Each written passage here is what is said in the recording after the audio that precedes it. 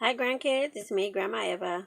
I'm here. I'm sorry it's taking so long, but I'm here to continue with First Samuel, and I had finished in the last video on chapter 3, but I wasn't finished with chapter 3. I was just getting to the part where now Samuel goes back to bed after God speaks to him, and then wakes up the next day, right? So this is where we're going to be at. We're in First Samuel chapter 3 at the very starting with verse 14. And I'll read this part, okay? And therefore I have sworn to the house of Eli that the iniquity of Eli's house should not be atoned for by sacrifice or offering forever. Verse 15. So Samuel lay down until morning and opened the doors of the house of the Lord. And Samuel was afraid to tell Eli the vision. Verse 16. Then Eli called Samuel and said, Samuel, my son. He answered, Here I am. Verse 17. And he said, What is the word that the Lord spoke to you? Please do not hide it from me. God do so to you and more also, if you hide anything from me of all the things that he said to you.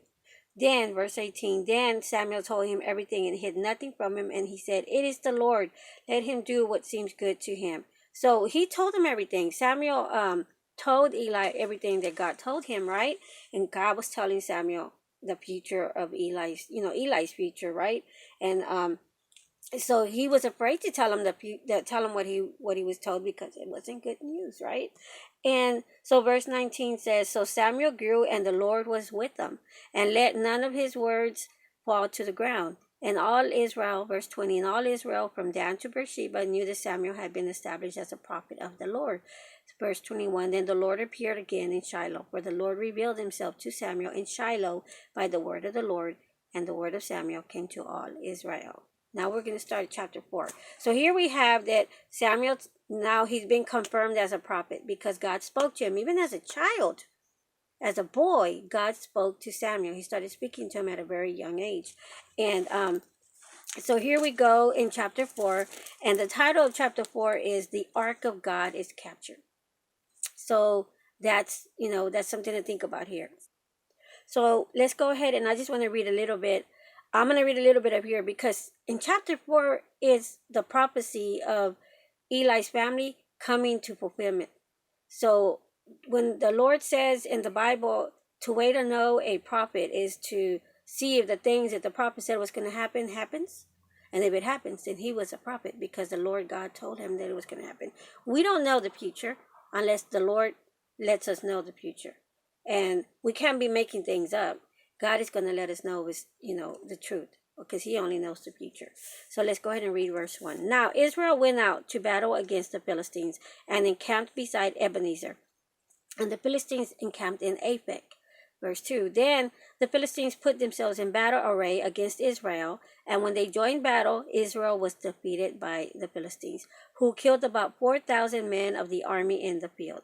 And when the people had come into the camp, the elders of Israel said, Why has the Lord defeated us today before the Philistines?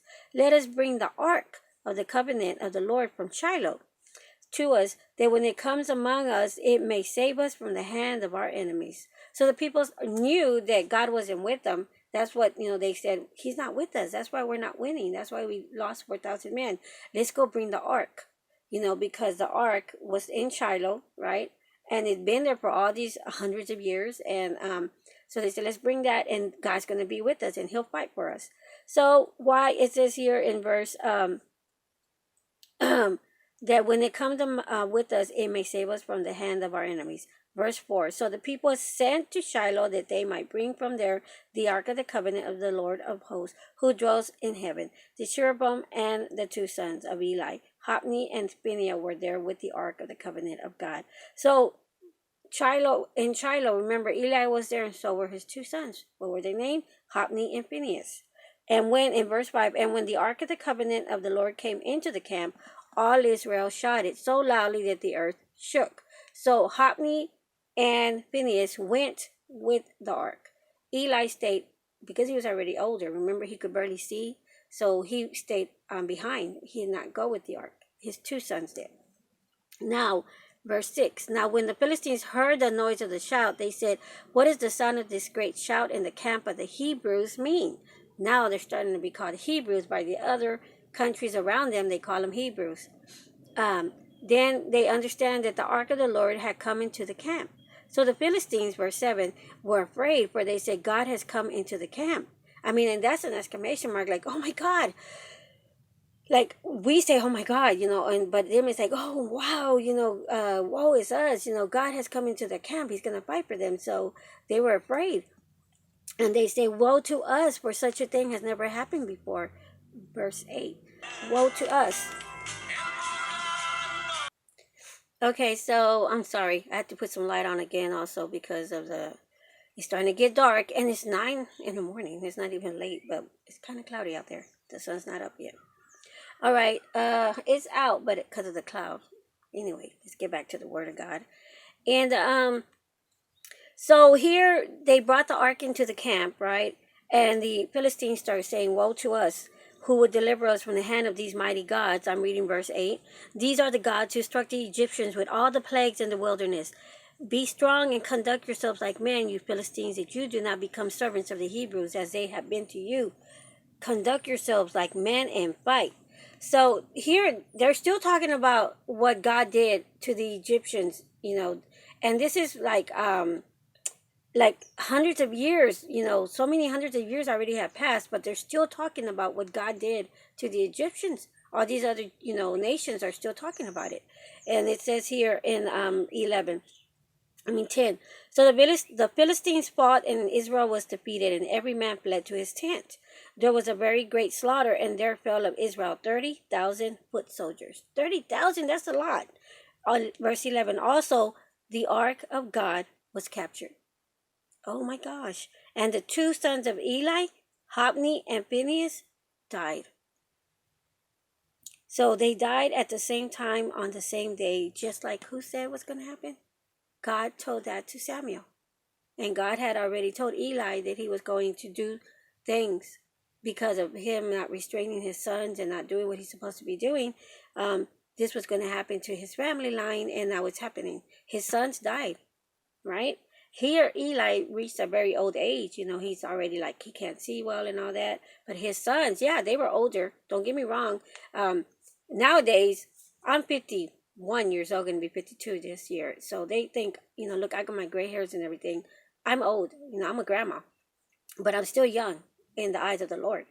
And, but to the world, now they see age things.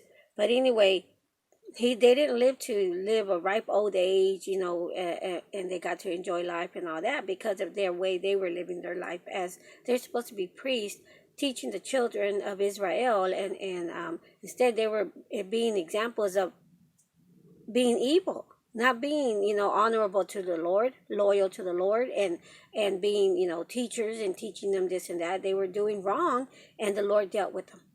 And God told God told Eli, their father, what he was going to do. And Eli, didn't say, that's so unfair. Oh my gosh, that's so unfair. No, he said, that's what God said was going to happen. Then let it be what God said was going to happen. That's what he told Samuel, And so then in verse 12 is the death of Eli. Now, Eli passes away because, and this is what gets me, okay? The way he passes away is, it gets talked about a lot in services and messages that they use when they read about this. They talk about the way he passed away, and let's go ahead and read that. All right, verse 12 of chapter 4. I'm still in chapter 4. Then a man of Benjamin ran from the battle line the same day and came to Shiloh with his clothes torn and dirt on his head. Verse 13, now when he came, there was Eli sitting on a seat by the wayside, watching, for his heart trembled for the ark of God. It trembled for the ark of God because they took it out of the temple. They took it away from Shiloh, where it had been for so many hundreds of years. It was no longer there, and he trembled for it. And when the man came into the city and told it, all the city cried out. When Eli heard the noise of the outcry, he said, what does the sound of this tumult mean? Like all this chaos, this sound, what does it mean? And the man came quickly and told Eli, verse 15. Eli was 98 years old during this time. He was 98 years old. His sons were probably maybe in their 70s or 60s or something, right? But they were still young enough to be doing the work of the Lord. And it says, and his eyes were so dim that he could not see. So verse 16, then the man said to Eli, I am he who came from the battle, and I fled today from the battle line. And he said, what happened, my son? Eli is asking him. Verse 17, it's like me telling Mijo, ¿qué pasó? I don't call you by your names. I don't call my grandkids by their names a lot. I say Mijo and Mija, right? So he says, my son, what happened? So verse 17, so the messenger answered and said, Israel has fled before the Philistines, and there has been a great slaughter among the people. Also, your two sons, Hophni and Phinehas, are dead, and the ark of God has been captured. Then it happened. Verse 18, then it happened. That's what it says there. When he made mention of the ark of God, that Eli fell off the seat backward by the side of the gate, and his neck was broken, and he died, for the man was old and heavy, and he had judged Israel 40 years. 40 years he's been the judge for Israel. He's been the priest for Israel. And when he heard the mention of what happened to the ark, he threw himself back, in shock. And when he fell backwards, he broke his neck. He was 98 years old. He died the same day that his sons died. He died too. But he died in shock, throwing himself back. I guess he was in shock. He maybe fainted. Maybe, I don't know what happened. But it was because of what he heard happened to the ark. Because he already knew what was going to happen to his sons. So he wasn't worrying on that, because he knew that was going to happen sometime. It was the ark that he was so concerned about. And it says here, what happens then, it starts the fulfillment of the prophecy of what God had told Samuel was going to happen, right? In Israel, and everything started happening. It was happening right here before, the eyes of Eli, and it was so shocking. The news was so shocking, right? And so now verse 19. Now his daughter-in-law, talking about Eli's daughter-in-law, which was Phinehas' wife, was with child due to be delivered when she heard the news that the ark of God was captured, and that her father-in-law and her husband were dead. So somebody went and told her all this bad news. And she bowed herself and gave birth, for her labor pains came upon her. She heard it. It shocked her to the point it put her into labor. And about verse 20, and about the time of her death, it's already given us a heads up what happened to her. The women who stood by her said to her, do not fear, for you have borne a son. But she did not answer, nor did she regard it. Verse 21, then she named the child Ichabod, saying, the glory has departed from Israel, because the ark of God has been captured, and because of her father-in-law and her husband. And she said, the glory has departed from Israel, for the ark of God has been captured. She also felt the same way, as it was the ark of God that she was more concerned about, and it hurt her more, and it brought on this. It's like she just became a widow, and now she doesn't even have her father-in-law around or her brother-in-law. But the ark, that was more wow, it was more heartbreaking. Hold on, that's the grandpa. So that was the whole chapter 4 I just read to you, which I love. I love reading. I would prefer to do a chapter by chapter, but it would take so long for me to do that. I don't know why I don't. It's like, where am I going? Right? I got time to do this. So I'm going to end with this chapter 4, because I got to go pick up your grandpa. It's your great grandpa Juanillo. He wants to go eat at me and mom, so I'm going to go do that. And then when I come back, I'll do, more. I'll do another chapter and stuff. And so I just want to say, guys, this book right here, the book of Samuel, First Samuel, is a great book. It teaches me a lot regarding, it taught me, like I said, how we still are parents. Just because he was 98 years old, and his sons were probably in their 70s and stuff. And here he was having to be chastised by the Lord, because he wasn't doing what he should have been doing with his sons, and that's checking on them, restraining their behaviors, and getting on to them and telling them, hey, we're not going to have none of that, right? And so here it happened exactly how God said it was going to happen. And a bunch of people, when you do something, it affects so many people.